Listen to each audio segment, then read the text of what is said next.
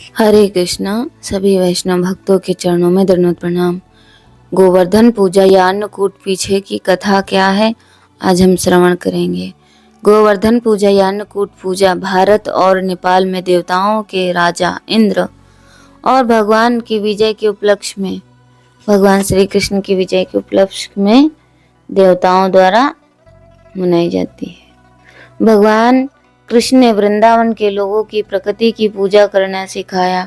अन्नकूट पूजा अपार कृतज्ञता, उत्साह और उत्सुकता के साथ ही की जाती है। दिवाली के चौथे दिन गोवर्धन पूजा अन्न के ढेर की पूजा करने की जाती है, जो गोवर्धन पर्वत का प्रतीक है। गोवर्धन पर्वत उत्तर प्रदेश राज्य में के मथुरा के पास गोकुल में स्थित है। एक पर्वत है। भगवान श्री कृष्ण ने अपने बचपन में यही बिताया था। बाल्यकाल में ही दिव्य लीलाएं जो चमत्कार जैसी प्रतीत होती थी। हिंदू धर्म ग्रंथ में इसे बाल लीला कहते हैं। एक बार कृष्ण ने अपनी माता यशोदा से पूछा कि लोग इंद्रदेव वर्षा के देवता की पूजा क्यों करते हैं। माता यशोदा ने कहा, इंद्र लोगों को आजीविका के लिए पर्याप्त वर्षा प्रदान करते हैं और इसीलिए उन्हें प्रसाद चढ़ाते हैं। कृष्ण असहमत थे और उन्होंने कहा कि गोवर्धन भूदृश्य का एक महत्वपूर्ण अंग है और वर्षा चक्र सहित प्रकृति संसाधन प्रदान करता है। उन्होंने सभी से गोवर्धन पर्वत की पूजा प्रसाद चढ़ाने को कहा। इससे इंद्र क्रोधित हो गए और उन्होंने गोकुल को डुबो देने के लिए मूसलाधार वर्षा का आदेश दिया।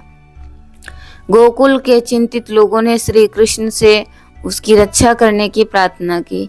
इस प्रकार अपनी दिव्य शक्ति से कृष्ण ने बाल अवस्था में मानव और पशु जगत की रक्षा के लिए गोवर्धन पर्वत को अपनी छोटी उंगली पर छतरी की तरह उठा लिया। इंद्रदेव को एहसास हुआ कि श्री कृष्ण भगवान के अवतार हैं और उन्होंने वर्षा रोक दी। भगवान श्री कृष्ण के कई दिव्य कार्यों में से एक की कथा ऐसी है कि जिससे उन्हें गोकुल और उसके आसपास के लोगों की श्रद्धा प्राप्त हुई।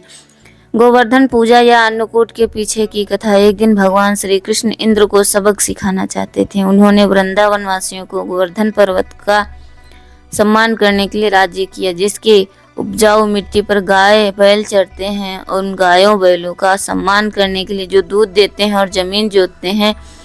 क्रोधित होकर भगवान इंद्र ने भयानक गरज के साथ जवाबी हमला किया। भगवान श्री कृष्ण शांतिपूर्वक अपने बाएं हाथ की छोटी उंगली से गोवर्धन पर्वत को उठा लिया। 7 दिन और 7 रातों तक श्री कृष्ण ने गोवर्धन पर्वत को एक विशाल छत्र के रूप में उठाकर वृंदावन वासियों को मूसलाधार बारिश से बचाया। अपने कर्म की निरर्थकता को समझाते हुए इंद्र ने हाथ जोड़कर भगवान के चरणों में प्रणाम किया और प्रार्थना की। इस प्रकार भगवान श्री कृष्ण ने यह प्रदर्शित किया कि देवताओं के स्वामी देव हैं और जिस किसी भी उद्देश्य के लिए देवताओं की पूजा की जा सकती है, वह सभी कारणों के कारण उनकी पूजा करके आसानी से पूरा हो सकता है। कई हजार वर्ष बाद इसी दिन श्री माधवेंद्रपुरी ने गोवर्धन पर्वत की चोटी पर स्वयंभू गोपाल देवता के लिए एक मंदिर की स्थापना की।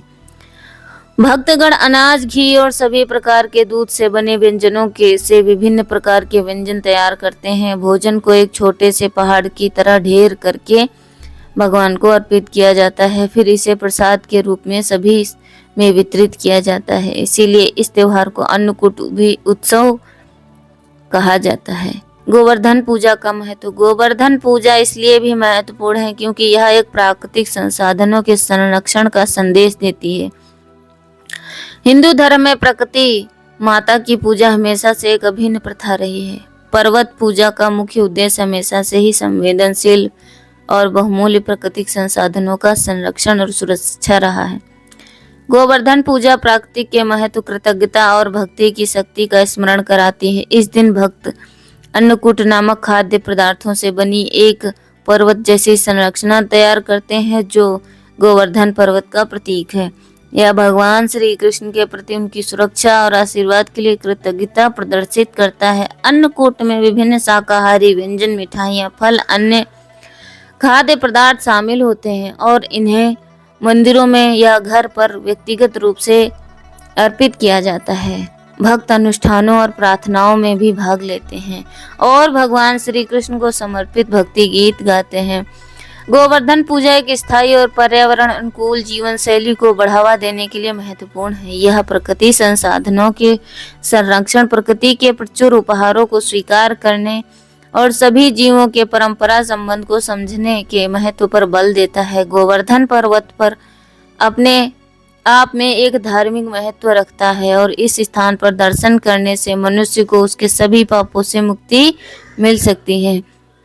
अन्नकूट कृष्ण के माता और गोकुल के लोग चिंतित थे। उन्होंने 7 दिनों से कुछ नहीं खाया। जब बारिश कम हुई तो लोगों ने उत्सव मनाने का निश्चय किया।